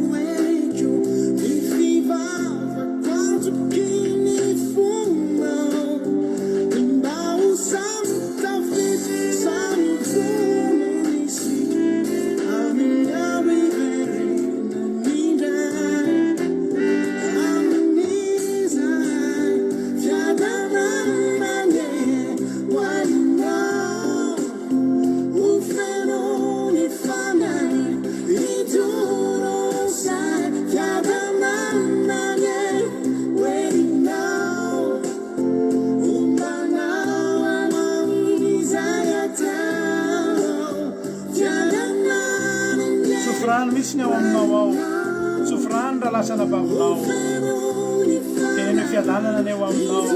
Halleluja.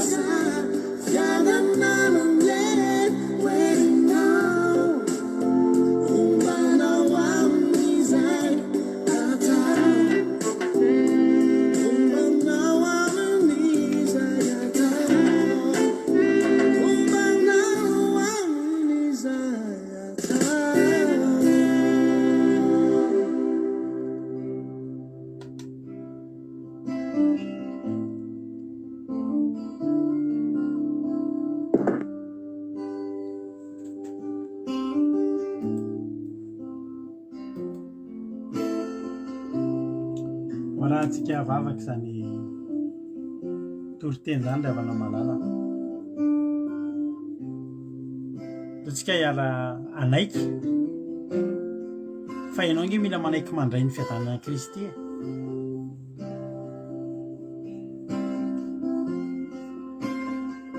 Raiso ny fiadanan'i Jesosy ry havana. maneke ianao andray ny fiadanan'i Jesosy fa tena hiadana ianao ho tapitra io tebotebo sy ady sy rotorotonao io ianao tsy mety matoky tena ianao mampatahotra anao daholo ny zavatra izay mihetsika rehetrarehetra io mbola tsisy fiadanana ao anatinao mampalahanao daholo no avonao nanenenanao ny lasanao rehetrarehetra izay vitanao dia nanenenanao tahak'izay tsy nanao an'iny so dia mba zao iny ary no avonao tsy ahafahanao mampakevitra mampatahotra anao daholo ny zavatra ho avy fandroany raisy ny fiadanan'i Kristy aza eny amin'izao tontolo izao na tena antsika fiadanana fa tsisy eny tsy manana an'izany izao tontolo izao fa ny Jesosy tsika manana be dia be alleloia mila manapa-kevitra ianao androany izaho Jesosy handray ny fiadananao aho dia hiara-mandeha aminao aho dia hiezaka halalanao aho alleloia hoy ny salamo mivakitsika teo be fiadanana zay tiany lalànao ary tsy misy matafitohina azy tsisy hatafitohina anao ary ho be fiadanana ianao raha tiany lalàn'Andriamanitra tiavan'Andriamanitra dia raiso ny fiadanana alleloia misaotra Jesosy aho misaotra anao zay Jesosy ny amin'ny izay rehetra nataonao teto androany misaotra anao satria tena tsara ianao ary tena nombahanao zahay misaotra ny amin'ny zavatra rehetra Andriamanitra misaotra ny amin'ny reto mpanomponao izay tonga teto androany misaotra ny amin'ny reto mpanomponao izay tonga nozarainao an'izany teny zany teto androany matoky ahy Jehovahandriamanitra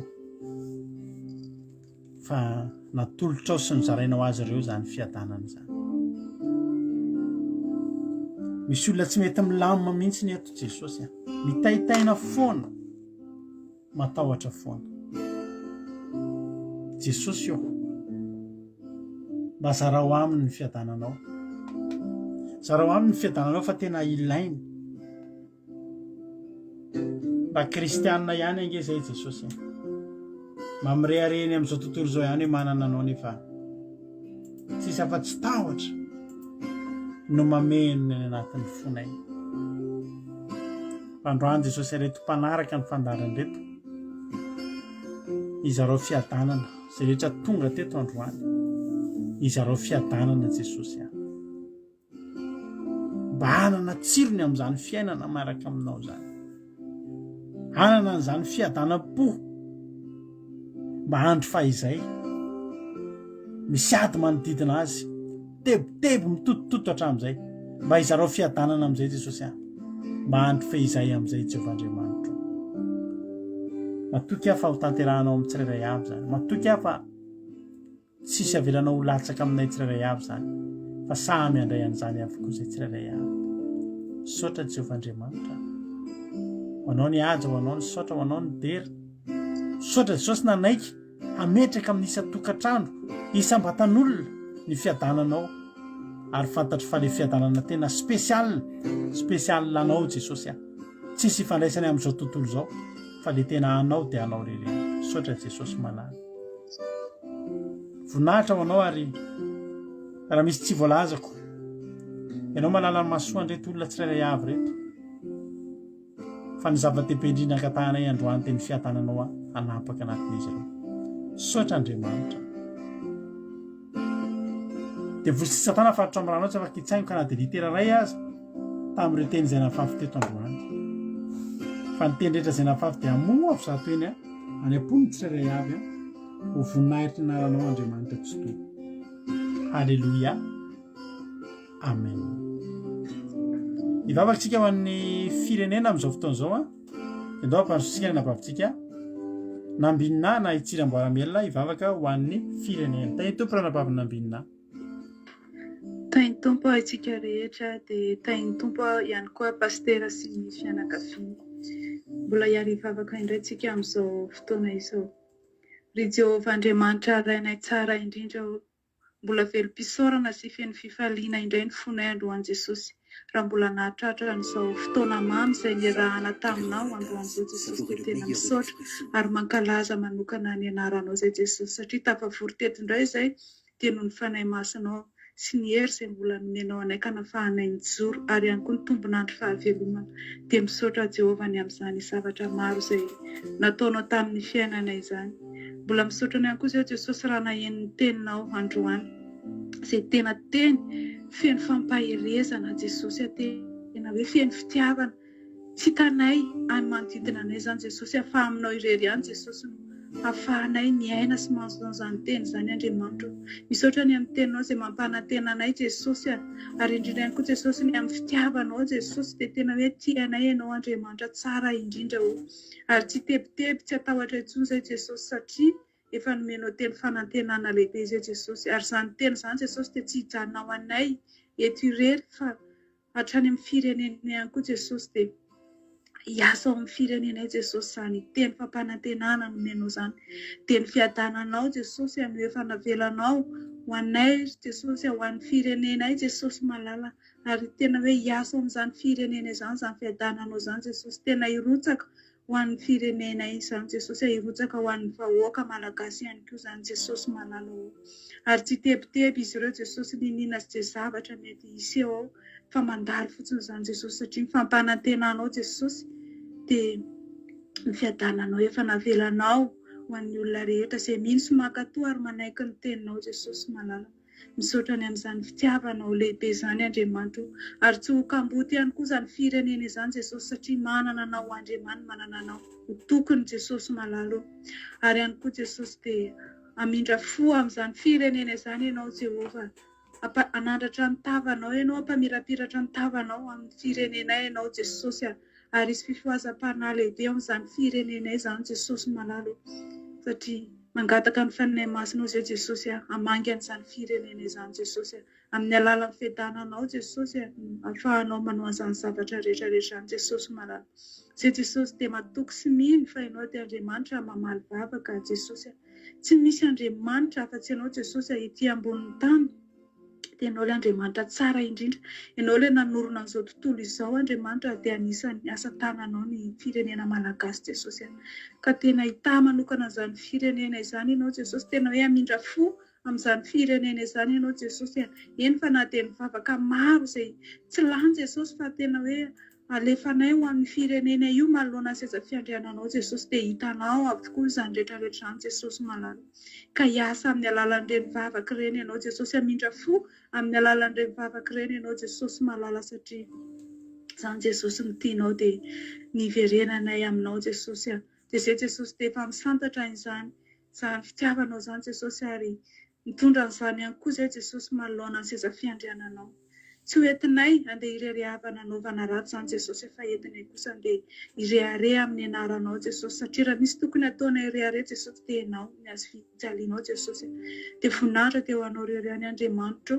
Amindreo fo ihany koa Jesosy ireo olona izay marary na aiza toerana misy azy ireo Jesosy, na any amin'ny fianakavianay, na amin'ny mpiray tandrazananay, na amin'ny mpiara-manompo anay Jesosy, dia fanahy masonao sy noditra ny fanasitrananao anay Jesosy, hamangy ny olona rehetra tsirairay avy izay mitady an'izany fanasitranana avy aminao izany Andriamanitra tsara indrindra. Dia ao koa Jesosy ireo olona izay tsy manako-ana, tsy manako-tafiana, tsy manako-sotroina Jesosy, omeo mihoatra n'izay efa nomenao anay izy ireo Jesosy malala, ary ny ara-panahin'izy ireo Jesosy dia mihoatra noho ny sakafo izay omenao an'izy ireo ihany koa, ampy mizara ho an'izy ireo ny fahasoavanao sy ny famindraponao Jesosy Kristy, izay matoky Jesosy afa eo anatrehanao izao vavaka izao Andriamanitra, ary hoentin'ny anjelinao manoloana ny seza fiandriananao izany, ary ny avy fanahy masonao mandoro an'izany empoka mantra akasitrahanao, manentoento manoloana ny seza fiandriananao Andriamanitra iray tsara, sady be voninahitra ianao, tsara ianao Andriamanitra, sady mpanao tsara ianao, miaino sy mamaly vavaka ianao Jehovah. Dia misaotra Jesosy Kristy Tompo, anao ny dera sy ny haja ary voninahitra mandrakizay. Amen. Alleluia. Misaotra betsaka ny anavavintsika nambininatsika tsiry amboara-mielona tamin'izany vavaka matsiro ho an'ny firenena izany. Dia misaotra antsika rehetrarehetra nahatra ny hatramin'ny farany, tapitra ny fandarantsika ny fandarantsika tapitra fa nyfiarahantsika tsy tapitra raha miditra amin'ny site web ny akiradio ianao a www.andramakaizao.com www.andramakaizao.com dia afahanao miheno ny onjam-peo akiradio ary mandeha andro aman'alina isan'andro tsy tapaka mihitsy a dia misy toriteny isaky ny adiny 3 amin'ny 1 amin'ny 4 amin'ny 7 amin'ny 10 maraina fa 7 amin'ny 10 maraina mandeha heverinao zao fandaran'izao na mbola tsy nahino hatramin'ny voalohany ianao na mbola te hiverina ianao dia amin'ny 1 amin'ny 4 amin'ny 7 hariva ihany koa dia mbola mandeha ny toriteny a dia raha vahany mampionina hirahira mahafinaritra sy fandarana mahafinaritra dia meno finaritra daholo ary dia raha pitso irentsika raha mbola tsy tonga Jesosy a ka raha ten'Andriamanitra verenena somatsara zao tsika dia mbola eo neto irentsika raha pitso alina ohatr' izao dia mahereza raha pitso fitondranam-bavaka dia tongava fa tsy mbola nisy vavaka tsy mivalian'Andriamanitra zany teto a mampaherentsika tsirairay avy samy hitahin'Andriamanitra mahereza daholo a dia misaotra anao nahatreny hatramin'ny farany halleloia amen mahereza daholo